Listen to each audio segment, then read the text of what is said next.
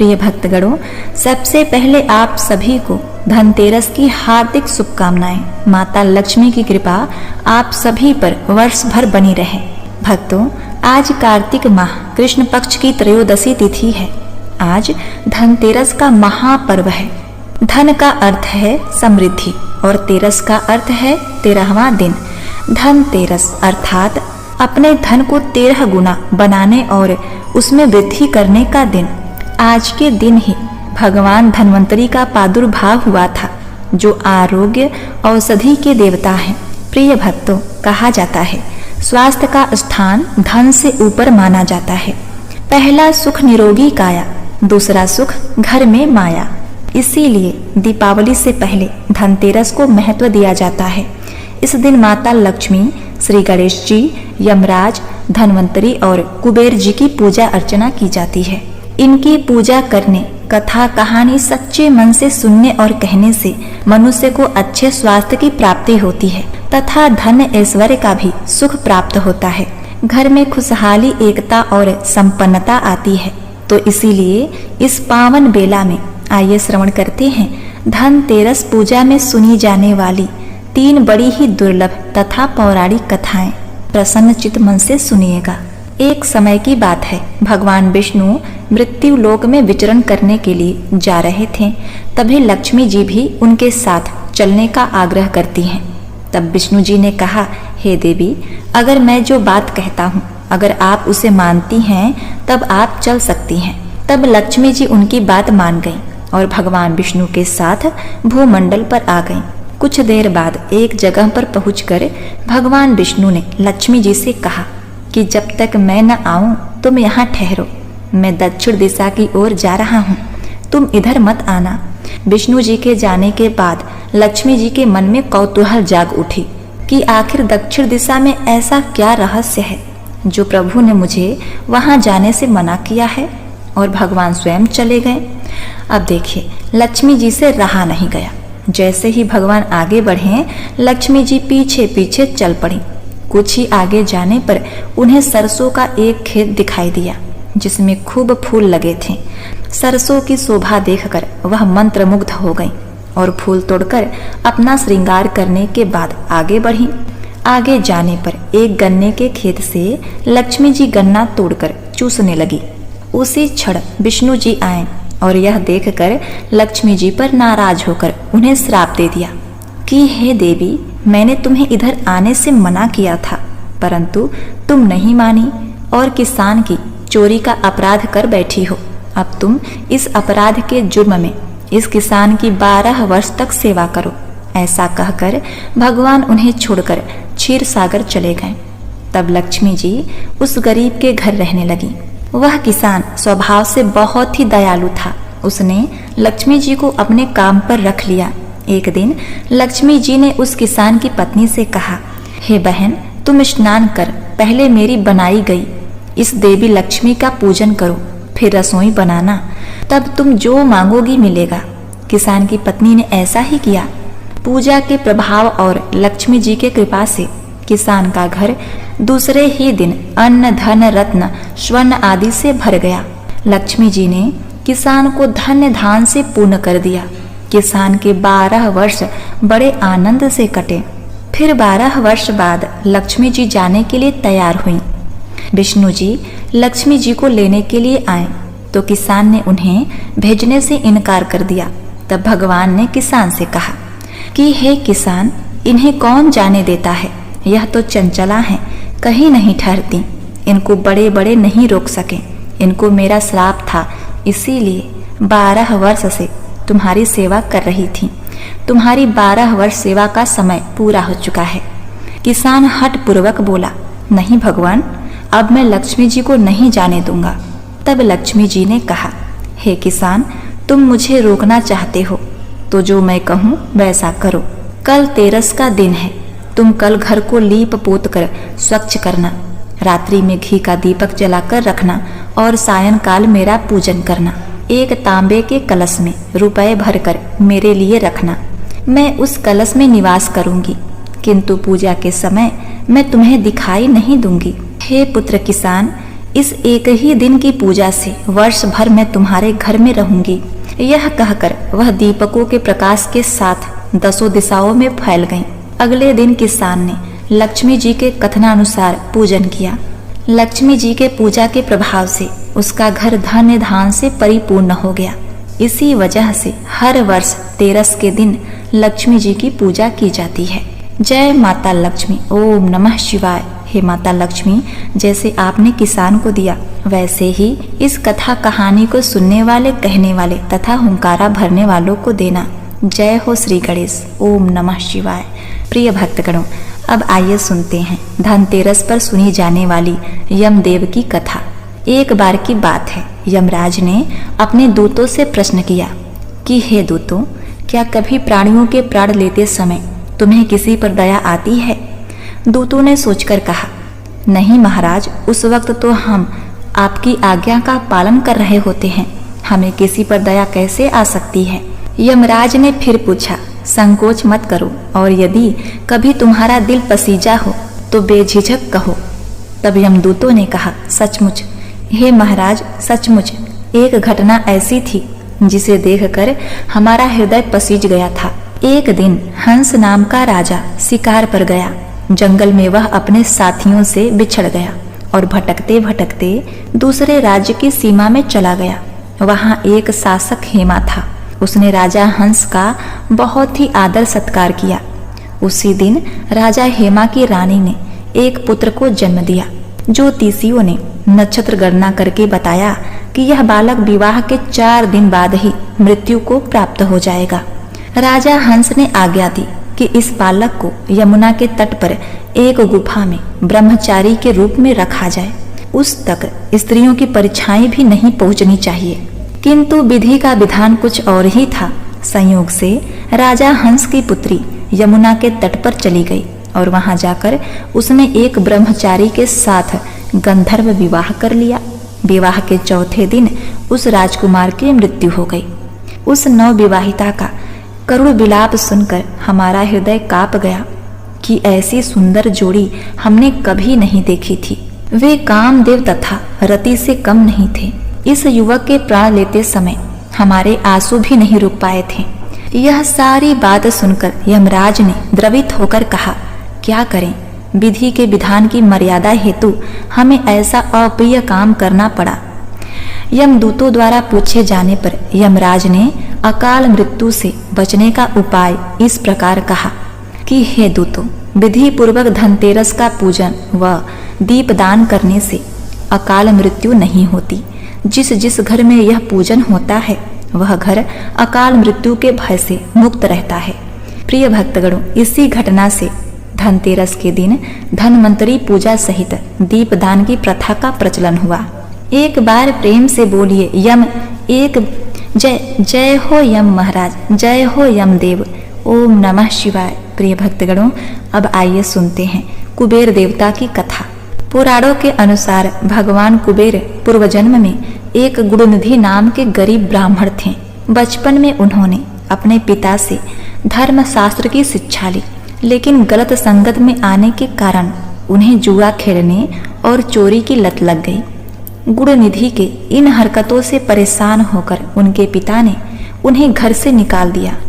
घर से निकल जाने के बाद उनकी हालत दयनीय हो गई। वह लोगों के घर जाकर भोजन मांगने लगे। एक दिन गुणनिधि भोजन की तलाश में गांव-गांव भटक रहे थे, लेकिन उन्हें उस दिन किसी ने भोजन नहीं दिया। इसके बाद गुणनिधि भूख और प्यास से परेशान हो गए। भूख और प्यास के कारण गुणनिधि भटकते भटकते जंगल की ओर निकल पड़े। जंगल में उन्हें कुछ ब्राह्मण भोजन की सामग्री ले जाते हुए दिखाई दिए। भोजन की सामग्री को देखकर गुणनिधि की भूख और भी ज्यादा बढ़ गई और खाने के लालच में वह ब्राह्मणों के पीछे पीछे चल दिए। ब्राह्मणों का पीछा करते करते गुणनिधि एक शिवालय तक आ पहुंचे, जहां उन्होंने देखा कि ब्राह्मण भगवान शिव की पूजा कर रहे थे और भगवान शिव को भोग अर्पित कर भजन कीर्तन में मग्न हो गए। गुणनिधि शिवालय में भोजन चुराने की ताक में बैठे हुए थे। उन्हें भोजन चुराने का मौका रात में तब मिला जब भजन कीर्तन समाप्त कर सभी ब्राह्मण सो गए थे, गुरुनिधि दबे पांव भगवान शिव की प्रतिमा के पास जा पहुंचे, लेकिन वहां पर इतना अंधेरा था कि उन्हें कुछ भी दिखाई नहीं दे रहा था। इसीलिए उन्होंने एक दीपक जलाया, लेकिन वह दीपक हवा के कारण बुझ गया। यह क्रम बार बार चलता रहा। जो अब देखिए, जो कुबेर थे, जिनका नाम पूर्व जन्म में गुरुनिधि था, दीपक जलाते गए और तेज हवा के कारण दीपक बुझता गया। ऐसा कई बार हुआ। धार्मिक मान्यताओं के अनुसार रात्रि के समय भगवान शिव के समक्ष दीपक जलाने से शिव जी की कृपा प्राप्त होती है। इसीलिए कुबेर इस बात से अनजान थे और भोजन चुराने की लालसा में बार बार दीपक जला रहे थे। गुरुनिधि कुबेर के दीप जलाने की इस लगन को देखकर भगवान शिव जी अत्यंत प्रसन्न हुए। अंत में गुरुनिधि प्रसाद चुराकर भागने की कोशिश करने लगे। भागते समय एक ब्राह्मण ने उन्हें देख लिया और चोर चोर चिल्लाने लगे। गुरुनिधि वहां से जान बचाकर भाग निकले, लेकिन वह नगर के रक्षकों का निशाना बन गए। भोजन चुराकर भागते समय गुरुनिधि की मौत हो गई, लेकिन अनजाने में उनसे महाशिवरात्रि के व्रत का पालन हो गया था, जिसके कारण वह उस व्रत के शुभ फल के हकदार बन गए थे। अनजाने में भगवान शिव की पूजा हो जाने के कारण गुरुनिधि अपने अगले जन्म में गुरुनिधि भगवान शिव के परम भक्त हुए थे। वह सदैव भगवान शिव की भक्ति में खोए रहते थे। उनकी इस कठिन तपस्या और भक्ति को देखकर भगवान शिव उन पर प्रसन्न हुए। यह भगवान शिव की ही माया थी, जिसके कारण एक गरीब ब्राह्मण धन के देवता कुबेर कहलाए और संसार में पूजनीय बन गए। भगवान शिव ने कुबेर को देवताओं का कोषाध्यक्ष नियुक्त का आशीर्वाद दिया। इस घटना के बाद से ही कुबेर भगवान शिव के परम भक्त और सेवक के रूप में धन के स्वामी बन गए। इसीलिए हर धनतेरस के दिन माता लक्ष्मी, गणेश जी, यमदेव के साथ कुबेर जी की पूजा आवश्यक होती है। वहीं पर धनतेरस से जुड़ी एक और कथा है कि कार्तिक कृष्ण की त्रयोदशी के दिन देवताओं के कार्य में बाधा डालने के कारण भगवान विष्णु ने असुरों के गुरु शुक्राचार्य की आंख फोड़ दी थी। कथा के अनुसार देवताओं को राजा बलि के भय से मुक्ति दिलाने के लिए भगवान विष्णु ने वामन अवतार लिया और राजा बलि के यज्ञ स्थल पर जा पहुँचे। शुक्राचार्य ने वामन रूप में भगवान विष्णु को पहचान लिया और राजा बलि से आग्रह किया कि वामन कुछ भी मांगे उन्हें इनकार कर देना। उन्होंने कहा, वामन साक्षात भगवान विष्णु हैं, वो देवताओं की सहायता के लिए तुमसे सब कुछ छीन ले जाएंगे। राजा बलि ने शुक्राचार्य की बात नहीं मानी और राजा बलि ने शुक्राचार्य से कहा, देवता मुझसे इतना डरते हैं कि उन्होंने भगवान विष्णु को वामन के रूप में मेरा यज्ञ भंग करने के लिए भेजा है।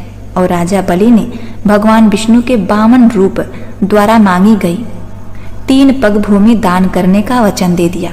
परंतु जब राजा बलि ने दान का पर्ण करने के लिए कमंडल से जल लेकर संकल्प लेने लगे, बलि को दान करने से रोकने के लिए शुक्राचार्य राजा बलि के कमंडल में लघु रूप धारण करके प्रवेश कर गए, जिससे कमंडल से जल निकलने का मार्ग बंद हो गया।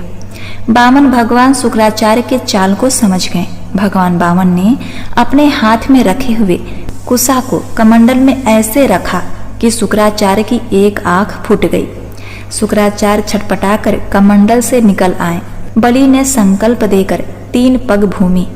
इसके बाद भगवान वामन ने अपने एक पैर से संपूर्ण पृथ्वी को नाप लिया, दूसरे पग से अंतरिक्ष, तीसरा पग रखने के लिए कोई स्थान नहीं रहा। इस पर बलि ने अपना सिर वामन भगवान के चरणों में रख दिया। राजा बलि दान में अपना सब कुछ गवा बैठे। इस तरह बलि के भय से देवताओं को मुक्ति मिली और बलि ने जो धन संपत्ति देवताओं से छीन लिया था, उससे कई गुना धन संपत्ति देवताओं को मिल गई। प्रिय भक्तों, इस उपलब्धि में भी धनतेरस का त्योहार मनाया जाता है। इस दिन धन संपत्ति में 13 गुना बढ़ोतरी होती है, तो इस दिन का लाभ आप अवश्य ही उठाएं। तो माता लक्ष्मी को प्रसन्न करने के लिए श्री विष्णु जी का ध्यान करते हुए महालक्ष्मी व्रत कथा को पूरा सुने। तो एक समय महर्षि श्री वेद व्यास जी हस्तिनापुर पधारे। उनका आगमन सुनकर महाराज धृतराष्ट्र उनको आदर सहित राजमहल में ले गए। स्वर्ण सिंहासन पर विराजमान कर चरणोदक ले उनका पूजन किया।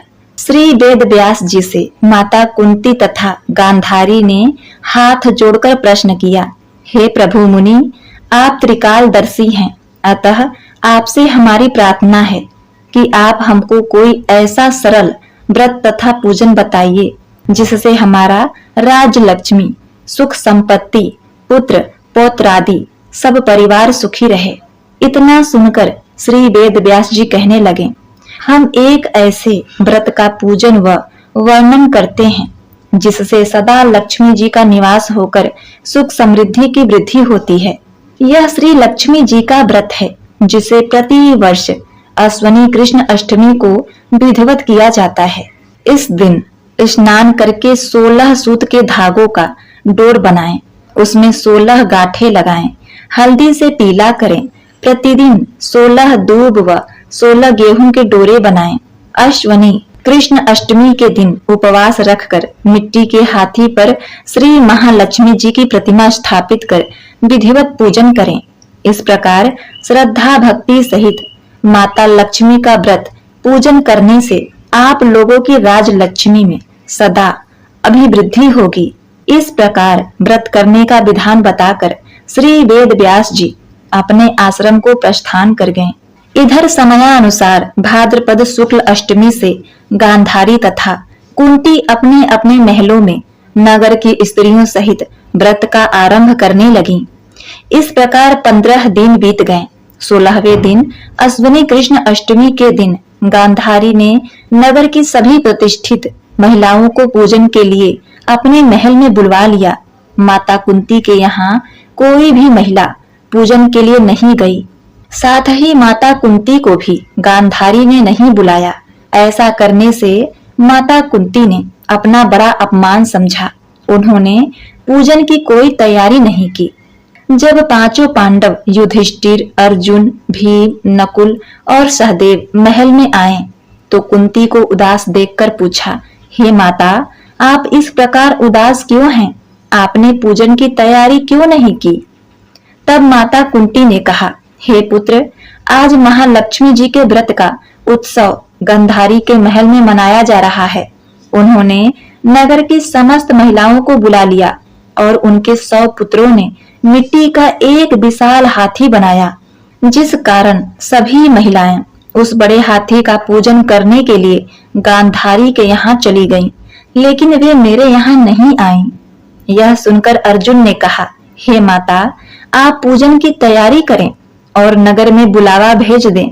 हमारे यहाँ स्वर्ग से ऐरावत हाथी की पूजन होगी। इधर माता कुंती ने नगर में ढिढोरा पिटवा दिया और पूजन की विशाल तैयारी होने लगी। उधर अर्जुन ने बाण के द्वारा स्वर्ग से ऐरावत हाथी को बुला लिया। इधर सारे नगर में शोर मच गया कि कुंती के महल में स्वर्ग से इंद्र का ऐरावत हाथी पृथ्वी पर आकर पूजा जाएगा। समाचार को सुनकर नगर के सभी नर नारी, बालक एवं वृद्धों की भीड़ एकत्रित हो गई। उधर गांधारी के महल में हलचल मच गई। वहां एकत्र सभी महिलाएं अपनी अपनी थालियां लेकर कुंती की महल की ओर जाने लगीं। देखते ही देखते कुंती का सारा महल ठसाठस भर गया। माता कुंती ने ऐरावत को खड़ा करने हेतु अनेक रंगों के चौक पुरवाकर नवीन रेशमी वस्त्र बिछाए थे। नगरवासी स्वागत की तैयारी में फूल माला, अबीर, गुलाल, केसर हाथ में लिए पंक्तिबद्ध खड़े थे। जब स्वर्ग से ऐरावत हाथी पृथ्वी पर उतरने लगा तो उसके आभूषणों की ध्वनि गूंजने लगी। ऐरावत के दर्शन होते ही जय जयकार करके नारे लगने लगे। सायंकाल के समय इंद्र का भेजा हुआ हाथी ऐरावत माता कुंती के भवन के चौक में उतर गया। तब सब नर नारी ने पुष्पमाला, अबीर, गुलाल, केसर आदि सुगंधित पदार्थ चढ़ाकर उनका स्वागत किया। राज पुरोहित द्वारा ऐरावत पर महालक्ष्मी जी की मूर्ति स्थापित करके वेद मंत्रोच्चारण द्वारा पूजा किया गया। नगरवासियों ने भी महालक्ष्मी पूजन किया। फिर अनेक प्रकार के पकवान लेकर ऐरावत को खिलाएं और जमुना का जल उसे पिलाया गया। राज पुरोहित द्वारा स्वास्तिक वचन करके महिलाओं द्वारा महालक्ष्मी का पूजन कराया गया। 16 गांठों वाला डोरी लक्ष्मी जी को चढ़ाकर अपने अपने हाथों में बांध लिया। ब्राह्मणों को भोजन कराया गया। दक्षिणा के रूप में स्वर्ण आभूषण, वस्त्र आदि दिया गया। तत्पश्चात महिलाओं ने मिलकर मधुर संगीत लहरियों के साथ भजन कीर्तन कर संपूर्ण रात्रि महालक्ष्मी व्रत का जागरण किया। दूसरे दिन प्रातः राज पुरोहित द्वारा वेद मंत्रोच्चारण के साथ जलाशय में महालक्ष्मी जी की मूर्ति का विसर्जन कर दिया गया। फिर ऐरावत को विदा कर इंद्रलोक को भेज दिया। इस प्रकार जो स्त्रियां श्री महालक्ष्मी जी का विधि पूर्वक व्रत एवं पूजन करती हैं, तो उनके घर धन्य धान से पूर्ण होते हैं तथा उनके घर में महालक्ष्मी जी सदा निवास करती हैं। प्रिय भक्तगणों, पूजा करते समय यह मंत्र अवश्य बोलें। महालक्ष्मी नमस्तुभ्यं नमस्तुभ्यं सुरेश्वरी, हरि प्रिय नमस्तुभ्यं नमस्तुभ्यं दयानिधे। जय माता लक्ष्मी, जय श्री हरि। ओम नमः शिवाय। प्रिय भक्तगणों, अब आइए सुनते हैं दूसरी कथा। प्राचीन काल की बात है। एक बार एक गांव में एक गरीब ब्राह्मण रहता था। वह ब्राह्मण नियमित रूप से श्री विष्णु का पूजन किया करता था। उसकी पूजा भक्ति से प्रसन्न होकर उसे भगवान श्री विष्णु ने दर्शन दिए और ब्राह्मण से अपनी मनोकामना मांगने के लिए कहा। ब्राह्मण ने लक्ष्मी जी का निवास अपने घर में होने की इच्छा जाहिर की। यह सुनकर विष्णु जी ने लक्ष्मी जी की प्राप्ति का मार्ग ब्राह्मण को बता दिया कि मंदिर के सामने एक स्त्री आती है जो यहाँ आकर उपले पाथती है। तुम उसे अपने घर आने का आमंत्रण देना। वह स्त्री ही देवी लक्ष्मी है। देवी लक्ष्मी जी के तुम्हारे घर आने के बाद तुम्हारा घर धन्य और धान्य से भर जाएगा। यह कहकर श्री हरि विष्णु वहां से चले गए। अगले सुबह वह ब्राह्मण प्रातः काल ही मंदिर के सामने बैठ गया। लक्ष्मी जी उपले पाथने के लिए आईं, तो ब्राह्मण ने उनसे अपने घर आने का निवेदन किया। ब्राह्मण की बात सुनकर लक्ष्मी जी समझ गईं कि यह सब विष्णु जी के कहने से हुआ है। लक्ष्मी जी ने ब्राह्मण से कहा कि तुम महालक्ष्मी व्रत करो। 16 दिनों तक व्रत करके और 16वें दिन रात्रि को चंद्रमा को अर्घ देने से तुम्हारा मनोरथ पूरा होगा। ब्राह्मण ने देवी के कहे अनुसार व्रत और पूजन किया और देवी को उत्तर दिशा की ओर मुंह करके पुकारा, हे माता लक्ष्मी, आइए मेरे घर में पधारिए। लक्ष्मी जी ने अपना वचन पूरा किया। हे मैया लक्ष्मी, जिस प्रकार आपने उस ब्राह्मण को दिया उसका मनोरथ पूरा किया, उसी प्रकार इस कथा को कहने वाले, सुनने वाले तथा हुंकार भरने वाले की मनोरथ पूरी करना। ओम नमः शिवाय। जय श्री हरि, जय माता लक्ष्मी। प्रिय भक्तगणों, अब आइए सुनते हैं चील देवी की कथा। महाभारत में युधिष्ठिर श्री कृष्ण से पूछते हैं कि हे माधव, जिसे सुनने से मन प्रसन्न हो और पापों का अंत हो जाए, ऐसी कोई कथा मुझे सुनाइए। यह सुनकर श्री कृष्ण ने कहा, हे राजन, सतयुग में जब दैत्य वृत्तासुर ने स्वर्ग पर अधिकार कर लिया था, तब देवराज इंद्र ने यही इच्छा देवर्षि नारद के सामने जताई थी। देवर्षि ने जो कथा देवराज को सुनाई वही मैं आपको सुनाता हूँ। इस कथा को सुनने से देवी लक्ष्मी प्रसन्न होती हैं और मनुष्य की सभी इच्छाओं की पूर्ति होती है। पूर्णनंदपुर नामक एक वैभवशाली राज्य था, जहाँ राजा मंगल सेन राज्य करते थे। कहा जाता है कि उनके नगर को स्वयं विश्वकर्मा ने बनाया था और उनके समान कोई दूसरा नगर विश्व में था ही नहीं। राजा मंगल सेन की 2 रूपवती पत्नियां थीं, चील देवी और चोला देवी। जहाँ चील देवी को धर्म कर्म में पूर्ण विश्वास था, वहीं चोला देवी नास्तिक तो नहीं थी, किंतु उन्हें धर्म कर्म, पूजा पाठ पर कुछ खास श्रद्धा नहीं थी। एक बार मंगल सेन अपनी पत्नी चोला देवी के साथ अपने भवन के शिखर पर विचरण कर रहे थे। सहसा चोला देवी की नजर समुद्र के जल से घिरे एक छोटे से द्वीप पर पड़ी। उस रमणीक द्वीप को देखकर चोला देवी ने अपने पति से कहा कि उनकी इच्छा है कि उस द्वीप पर आप मेरे लिए एक अत्यंत सुंदर उद्यान बनाइए। तब मंगल सेन ने अपनी पत्नी से कहा, प्रिय, स्वर्ग के भवन को भी लज्जित कर दे, ऐसा ही रमणीक उद्यान मैं तुम्हारे लिए उस द्वीप पर बनवाऊंगा। अपने वचन के अनुसार मंगल सेन ने रानी चोला देवी के लिए एक अत्यंत मनोहारी उद्यान का निर्माण किया। चोला देवी अब अपना अधिकांश समय उसी उद्यान में बिताने लगी। एक दिन राजा और रानी अपने महल में बैठे थे कि चोला देवी के उद्यान के सैनिकों ने बताया कि उद्यान में एक विकराल शुकर घुस आया है और पूरे उद्यान का नाश कर रहा है। यही नहीं, उसने वहां के कई रक्षकों को मार गिराया है। यह सुनकर रानी चोला देवी दुख से विलाप करने लगी। ये देखकर राजा मंगल सेन अत्यंत क्रोधित हुए और उस शुकर को मारने अपनी सेना उस उद्यान में भेजी। यही नहीं, वो स्वयं अपने गज पर बैठकर उद्यान पहुंचे।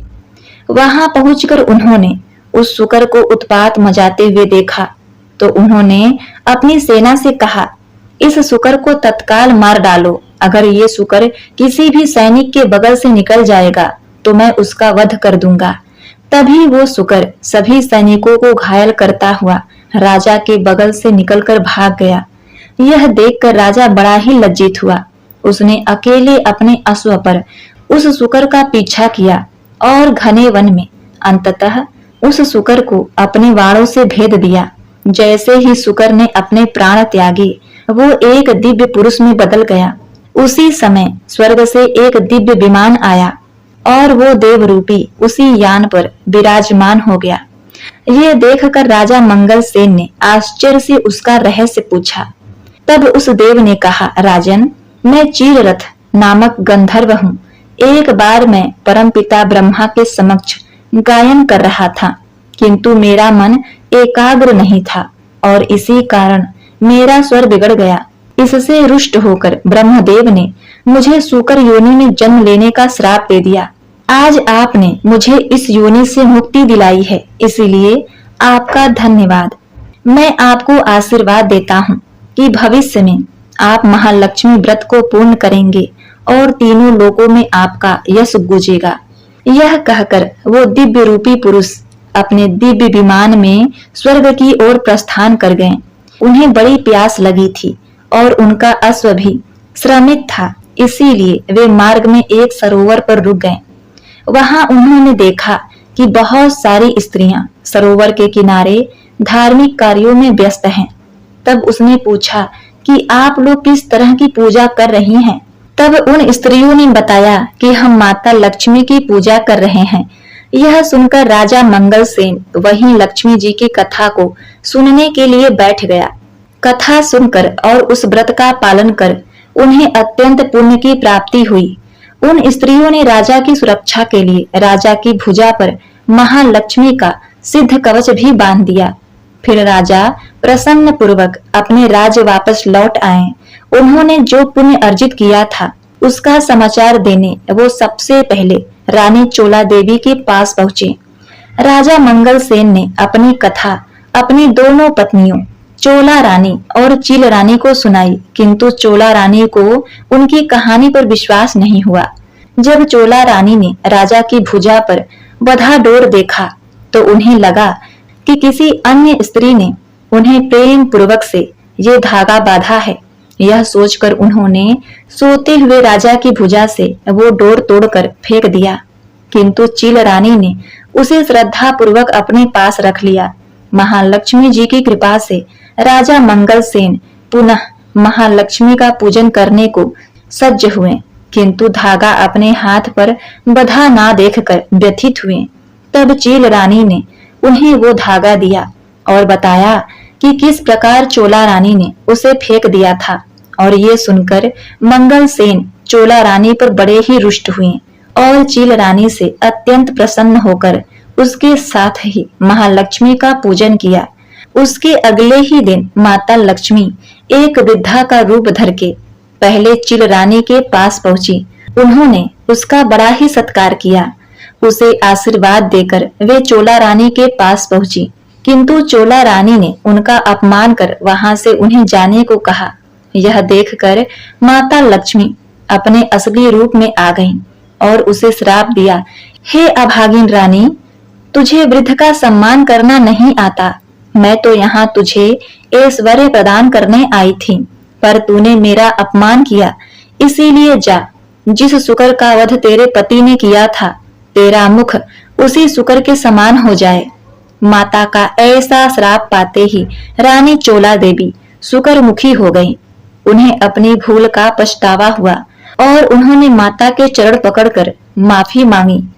तब माता लक्ष्मी ने कहा, तू तत्काल महर्षि अंगिरा के आश्रम में जा, वो तुझे मेरे श्राप से मुक्ति का उपाय बताएंगे। तब माता के आज्ञा अनुसार चोला रानी महर्षि अंगिरा के आश्रम पहुंची और उनसे अपनी व्यथा कही।